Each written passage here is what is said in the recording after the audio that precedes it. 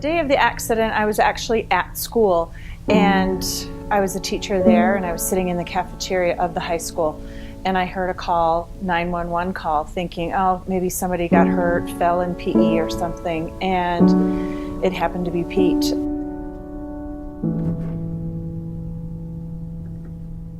He was changing the lights to get ready for a play at school, and he happened to be up in a lift, and the whole lift tipped over with Pete in the lift. He crashed onto the stage at school, and in that time suffered a spiral compound fracture of his femur and also a traumatic brain injury.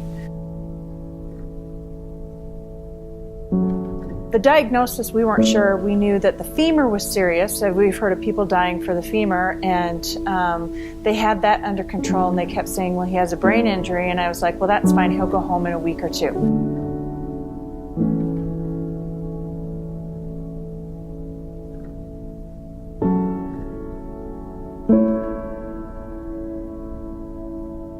They kept saying, no, no, no, this isn't a sprint, this is a marathon. And I kept saying, well, what does that mean? And they said, he has a traumatic brain injury. This is going to be a long, long journey. He was at Primary Children's for 111 days. And out of those days, me and my brother were up there at least 4 to 5 days a week. I was distraught. I did not know how to react. I didn't know what to do. I've known Pete since I was 2. I grew up with him my entire life. We went on boating trips together. He was my sledding partner. And it's like, to me, he was my brother. Pete's type of brain injury is called a diffuse axonal shearing. All the different neurons kind of tore. So he had several spots throughout his brain that had all these different tearing. It's like there was several moments where we thought he wasn't gonna live.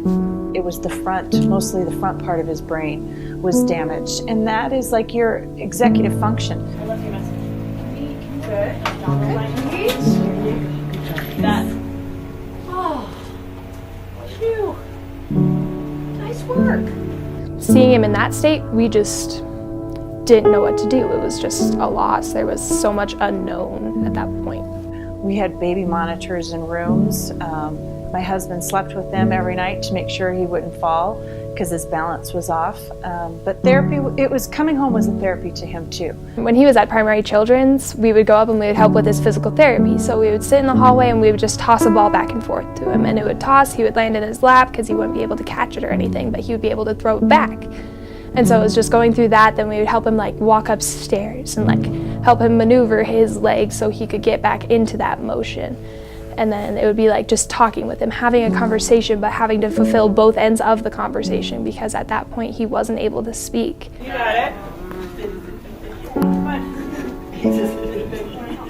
4. You got 5. 6.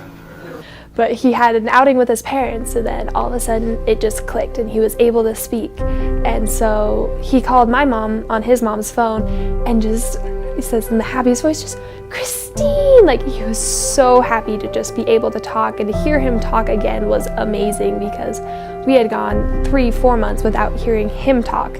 And for Pete to not be talking is really surprising, especially before and after the accident, just because he loves talking to everybody. Do it again, Pete. Do it. YMCA. Okay.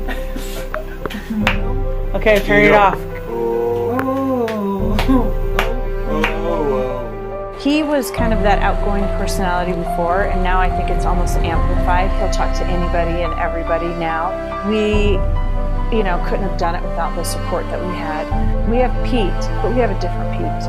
You can fix a bone in your arm or your leg. You can't fix your brain.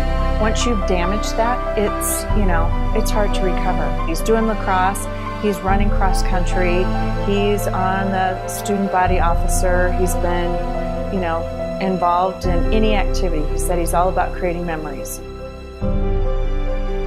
Pete has one of those invisible disabilities. It's like, don't judge that book by its cover until you know what's inside. He's still the same loving kid he was before. And though he does sometimes have a hard time showing it, he still just loves to be around you, loves to talk to you, and he's even more outgoing now than he was before. What I've came to know that everything happens for a reason, and the reason why my accident happened was for God to give me a second chance. And either way, like, there must be another reason why I'm back here on Earth.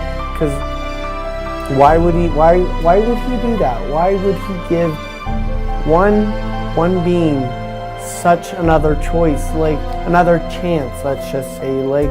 Almost everything was destroyed, and to come back from that, it's just almost impossible.